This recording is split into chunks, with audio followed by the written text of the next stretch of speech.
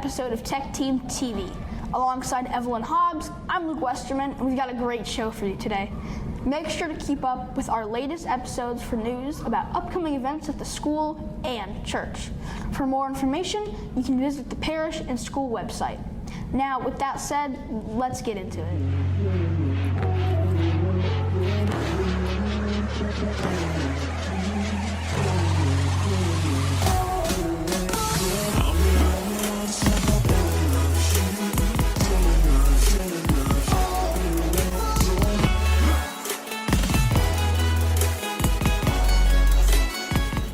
With the solar eclipse taking place on Monday, April 8th, students will have an e-learning day.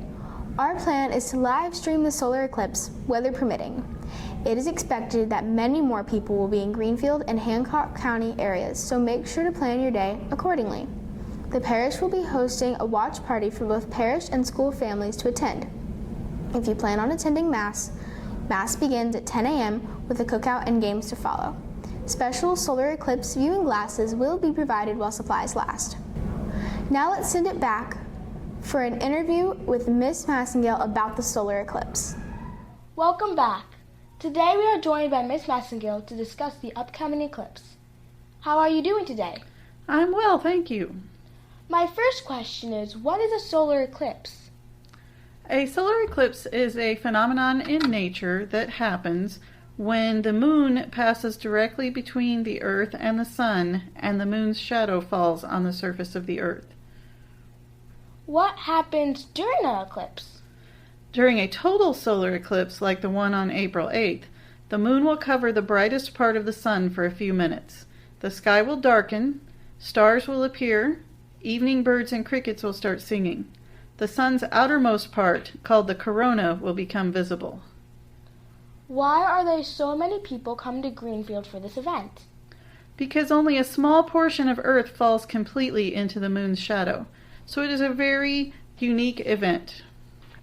Is it dangerous to view a solar eclipse without taking certain measures? Yes, you can cause permanent damage to your eyes by harming your retina. The retina is the largest nerve in your eye, and it cannot be fixed or repaired.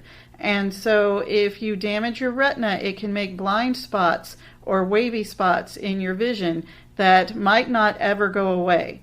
And incidentally, you can also damage your camera trying to take pictures without a specialized filter for your camera. How can you safely view a solar eclipse? You need to use approved and properly manufactured eclipse glasses. If you have good eclipse glasses and you're sitting in your house and you put them on, you shouldn't be able to see anything in your house. It should be that dark. Even when you have the good, properly manufactured eclipse glasses, you should still not look at the eclipse for more than 3 minutes at a time. You need to give your eyes a break from watching the eclipse. Make sure to tune in during Monday's live stream to hear the rest of the interview with Miss Massingale. Just a reminder that Wednesday night religious education for parish students is still underway, with only a few more classes left for the year. This program is for students in grades kindergarten through 8th grade. It begins with Mass at 6 p.m. While Wednesday Mass is not required, we do hope that you can take advantage of this wonderful opportunity. Life is very busy, and we hope that this will give families a chance to slow down and at least spend some time in prayer outside of Sunday Mass. Dinner is served to all Wednesday night religious education families that are enrolled and takes place in the Parish Life Center immediately following Mass. After dinner, classes break out to their respective rooms with their teachers. The classroom portion begins at 7 p.m. and ends at 8 p.m. We hope that parents can be as involved as possible, and we highly encourage you to consider volunteering by emailing cmurphy@stmichaelsgrfld.org. Now over to Evelyn to get a recap on Holy Week at St. Michael.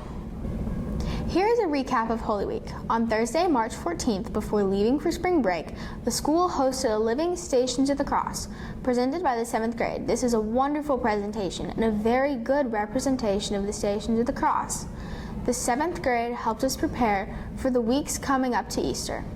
On Tuesday, March 26th, the Chrism Mass was celebrated at 2 p.m. at Saints Peter and Paul Cathedral in Indianapolis. This Mass is always held on the Thursday of Holy Week. All priests from the Archdiocese gather for the Mass at the cathedral, and the chrism oils used at the Easter Vigil Masses, baptism, and confirmation is blessed and given to the parishioners. On March 28th, Holy Thursday Mass began at 7 p.m. During Holy Thursday Mass, all liturgical ministers reaffirmed their willingness to serve another year. This was also the Mass where Father Aaron washed the feet of the altar servers to demonstrate how we should all serve one another.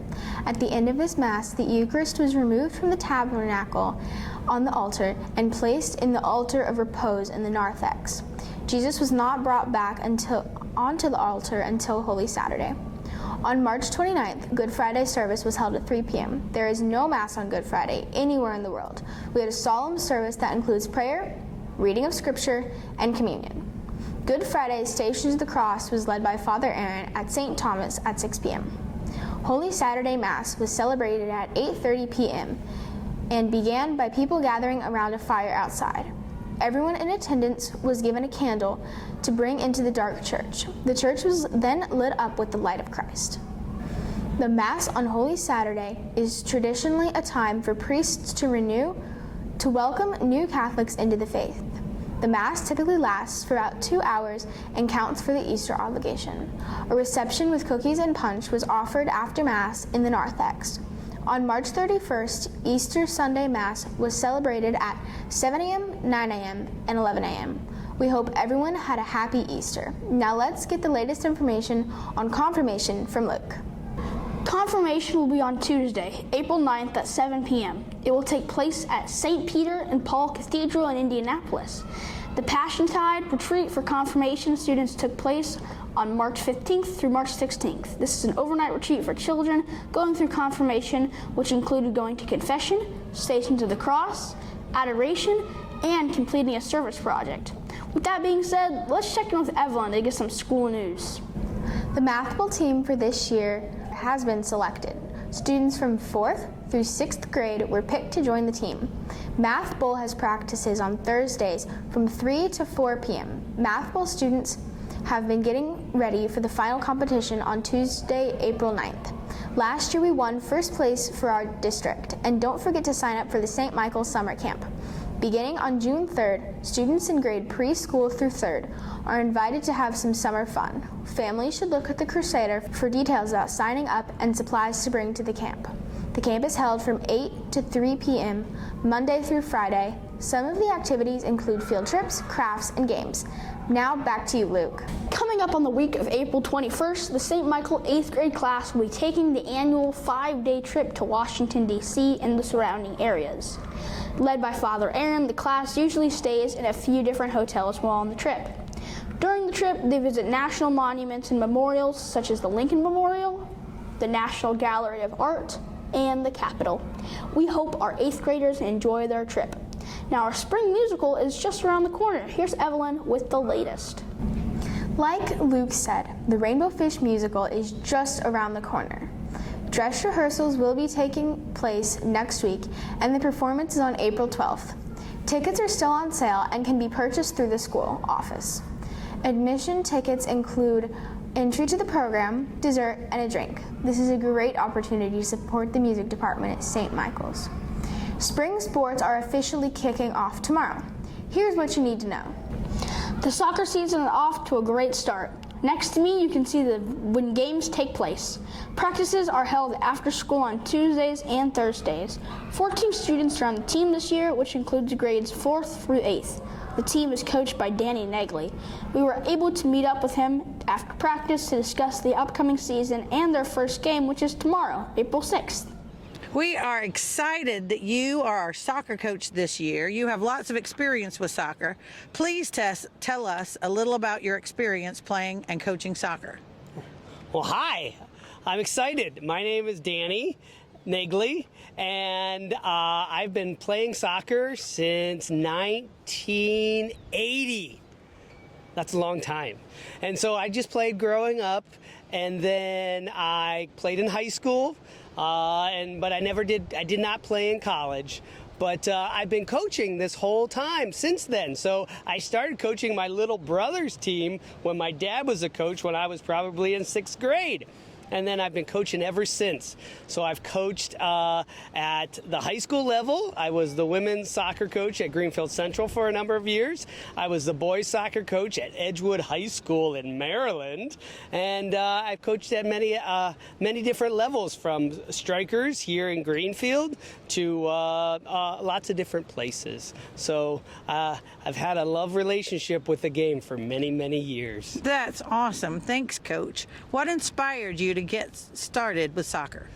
Well, so it's such a fun sport. It's a beautiful game. Anybody can play, and it's just, you got that feeling when you get to play. It just makes you happy, and so it's something that I always want to be part of.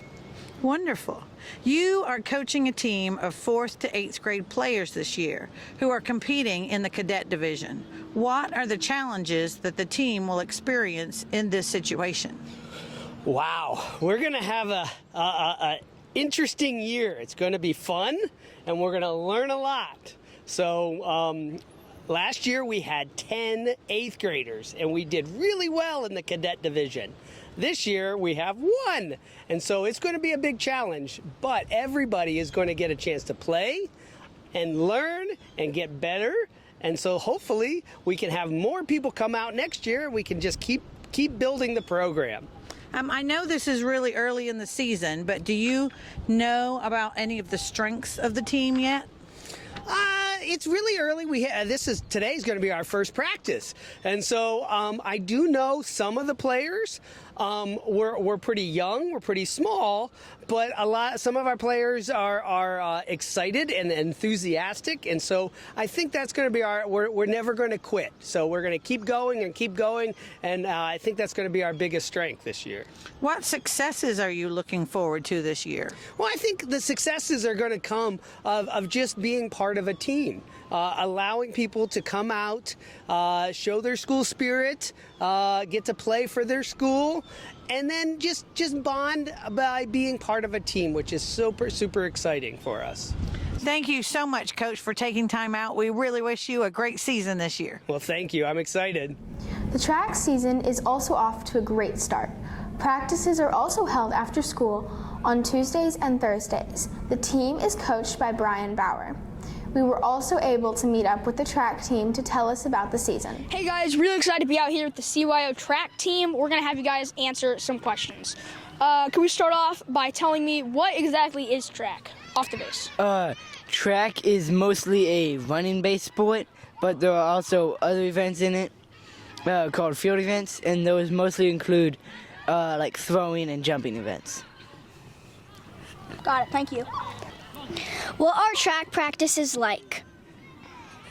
They're like stretching, running around, and sprinting.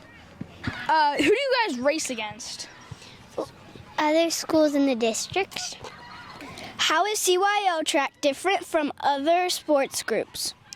CYO is a Catholic, so we pray before and after each practice, and at track meets, it boosts morale and gives us confidence. Jesus is watching over us. Love that. Have you faced any challenges while in the CYO track group, and what are they? Personally, I have not faced many challenges other than not being able to participate in relays. But other than that, it's been pretty fun. Have you guys enjoyed the track season so far? I really have. Yes, I have, and I'm looking forward to improving from last year's good run. I've only just started, but I think I have. All the years I've played track, it has been a fun sport to play, especially at St. Michael's, and I've really enjoyed it. Thank you so much for answering our questions today, guys, and I hope we'll see you next time on Tech Team TV. And that's about all the time we have for today. Make sure to give this video a like and subscribe if you haven't already. And just a reminder, our next live stream is April 8th at 1:45 p.m. This is our total solar eclipse. That's right, Evelyn, and we'll see you here next time on Tech Team TV.